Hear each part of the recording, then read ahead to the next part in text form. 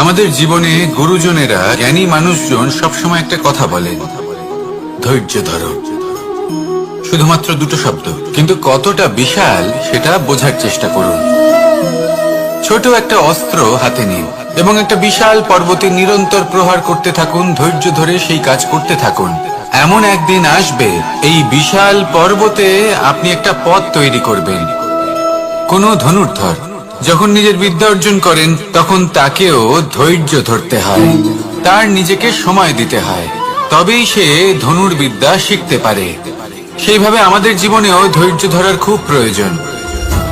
পরিবারে ধৈর্য রাখতে পারলে তাহলে আস্তে আস্তে দেখবেন প্রেম বৃদ্ধি পাচ্ছে। সমাজে যদি ধৈর্য রাখতে পারেন, তাহলে আস্তে আস্তে এই সমাজ আপনাকে সম্মান করবে। যদি নিজের জীবনে ধৈর্য রাখতে পারেন, তাহলে নিজে থেকেই আত্মবিশ্বাস বাড়বে, নিজের বিকাশ হবে।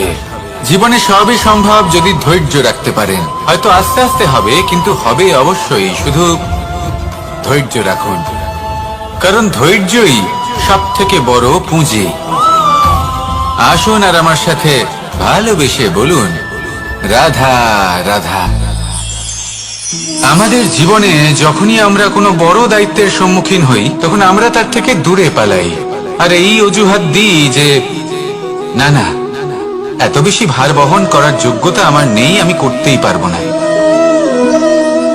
দেখুন, এই সংসারে ভিন্ন ভিন্ন ধরনের গাছ আছে, ছোট গাছ, বড় গাছ, কিন্তু বটগাছের মতো বড় এবং নিবিড় গাছ আর একটাও নেই।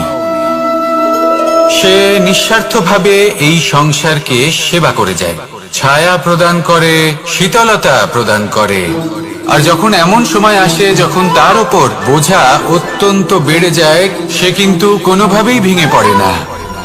তখন সে নিজের নিঃস্বার্থ কর্মের ফল লাভ করে, সেই নিঃস্বার্থ কর্ম যা সে করেছে।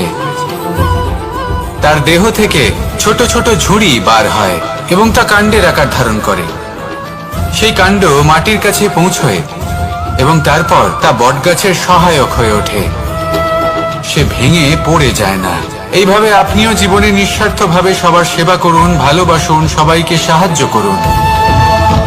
যেদিন আপনার ওপর বোঝা অত্যন্ত বেড়ে যাবে, সেদিন এই সব মানুষ আপনাকে সাহায্য করার জন্য আসবেন, আপনার শক্তি হয়ে উঠবেন, আর আপনি বটগাছের মতোই মহান এবং বিশাল হয়ে উঠবেন।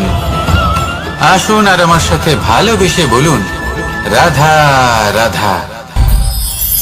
একটা শব্দ আছে, পরিস্থিতি।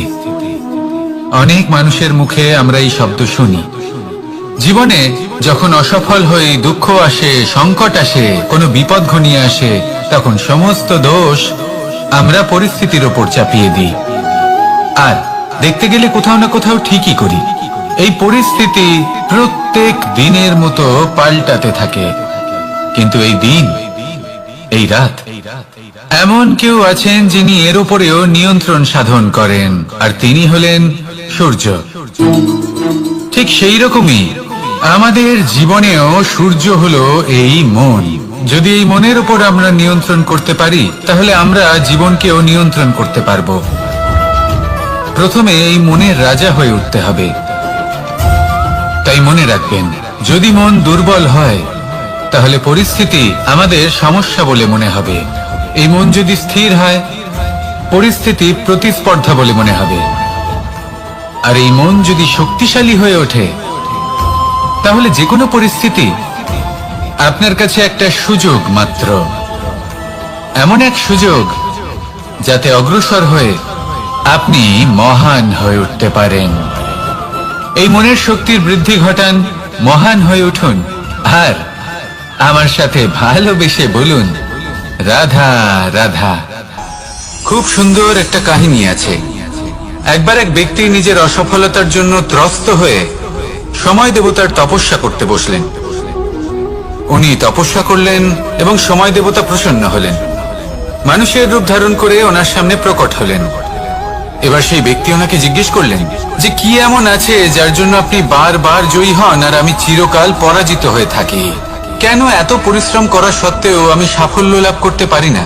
তখন সময় দেবতা উত্তর দিলেন যে দিন হোক বা রাত, ঝড় হোক বা ভূমিকম্প, রোদ হোক বা বৃষ্টি হোক, সময়ের সূত্রপাত হোক বা প্রলয়, আমি থামি না, আমি চলতেই থাকি। আর সেই জন্য যিনি থেমে যান তিনি পরাজিত হন, আর আমি জয়ী হই। এটাই আমাদের শিখতে হবে। জীবনে সবসময় চলতে থাকুন, কখনো থামবেন না। হ্যাঁ, কিছুক্ষণের জন্য বিরতি নিতে পারেন, বিশ্রাম করার জন্য, নিজেকে আরো সশক্ত করে তোলার জন্য, কিন্তু থেমে যাবেন না। নিরন্তর কর্ম করতে থাকুন, পরিশ্রম করতে থাকুন, তবেই এই সংসার আপনাকে মনে রাখবে। আসুন আমার সাথে ভালোবেসে বলুন, রাধা রাধা। মানুষ তার জীবনে দুই ধরনের পরিস্থিতিকে খুব ভয় পায়। এক, কোনো কারণবশত কারোর সামনে নত হওয়া। দুই, কোনো কারণে নিজের চরিত্র থেকে, নিজের মূল্যবোধ থেকে বিচ্যুত হওয়া। এবার কেন হয় এরকম যে কথায় কথায় কারোর সামনে নত হতে হয়? কেন বারংবার নিজের চরিত্র থেকে চ্যুত হতে হয়? এরকম কেন হয়? এটা তখনই হয় যখন আমাদের শিক্ষা এবং মূল্যবোধের অভাব থাকে। যদি মানুষের মধ্যে প্রকৃত শিক্ষা থাকে, তাহলে এই সংসারে কোনো সময় এবং কারোর সামনেই নত হওয়ার কোনো প্রয়োজন নেই। যদি মানুষের মধ্যে মূল্যবোধ থাকে, তাহলে তাকে নিজের মূল্যবোধ বা চরিত্র থেকে বিচ্যুত হতে হয় না, তা সে যাই হয়ে যাক না কেন। কোনো বালককে যদি জন্ম থেকেই সুশিক্ষার অধিকারী করা হয়, শিক্ষিত করা হয়, মূল্যবোধের অধিকারী করা হয়, তবে সে এই সংসারে এমন কর্ম করবে যাতে সে নিজেকে, নিজের পরিবারকে, সমগ্র সমাজকে গর্বিত করতে পারে। শিক্ষা লাভ করুন, মূল্যবোধ লাভ করুন, এবং আমার সাথে ভালোবেসে বলুন, রাধা রাধা। আমাদের সকলের জীবনে একটা লক্ষ্য থাকে যেটা আমরা লাভ করতে চাই। ঠিক যেন একটা প্রতিস্পর্ধা বিদ্যমান যে কে সব থেকে আগে নিজের লক্ষ্যে পৌঁছতে পারবে। আর সেই জন্য আমরা সকলেই খুব তাড়াতাড়ি এগোতে চেষ্টা করি, বড় এবং দীর্ঘ পদক্ষেপ ফেলি, যাতে তাড়াতাড়ি নিজের লক্ষ্যে পৌঁছতে পারি। কিন্তু এক অত্যন্ত গুরুত্বপূর্ণ বিষয় আছে, সবসময় লক্ষ্য সামনে থাকবে না, কখনো কখনো তা খুঁজতে হয়। এই যাত্রা খুব কঠিন হতে পারে, আর ঠিক এই কারণেই সবসময় দ্রুত গতিতে চলা বা তাড়াতাড়ি পথে চলা সেটা আবশ্যক নয়। তার থেকেও বেশি গুরুত্বপূর্ণ হলো ভেবেচিন্তে তারপর পথ চলা। যদি ভেবেচিন্তে পদক্ষেপ ফেলেন, চলতে পারেন, তাহলে সেটাই সর্বশ্রেষ্ঠ পদক্ষেপ। কখন কোন দিকে যেতে হবে, কখন কোথায় দিক পাল্টানো যাবে না, কখন গতি বেশি রাখতে হবে, কখন কম, কখন থামবো, কখন চলবো, এই সব কিছুর বিষয়ে জ্ঞান অত্যন্ত গুরুত্বপূর্ণ এবং ভেবে চিন্তে চলতেই হবে। সেই জন্য শুধু তীব্র গতিতে সামনে এগোলে চলবে না, ভাবনা চিন্তা করে এগোতে হবে। আসুন আমার সাথে ভালোবেসে বলুন, রাধা রাধা। পায়েস হলো আমার বিশেষ প্রিয়। এর মধুর স্বাদ মনকে প্রফুল্ল করে তোলে। ছোটবেলায় মা আমার জন্য পায়েস বানাতেন এবং আমাকে বলতেন যে গরম থাকতে থাকতে খেয়ে নে কানাই, ঠান্ডা হয়ে গেলে ভালো লাগবে না।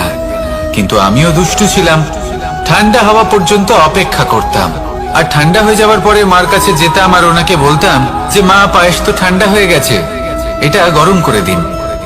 তখন মা হাসতেন আর বলতেন যে পায়েস না হয় আমি আবার গরম করে দেব কানাই, কিন্তু এর মধুর স্বাদ, সেই মিষ্টত্ব, সেই সুবাস, সেটা আবার ফিরে আসবে না।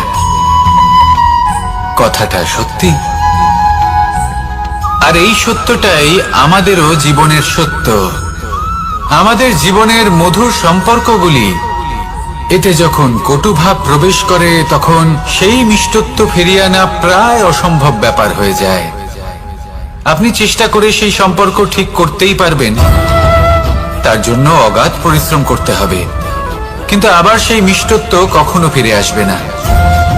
সেই জন্য আপনার জীবনের যে মধুর সম্পর্ক আছে, যতটা সম্ভব চেষ্টা করুন তাতে মিষ্টত্ব বজায় রাখতে। কটুভাব আসতে দেবেন না। আসুন আর আমার সাথে মধুর স্বরে বলুন, রাধা রাধা।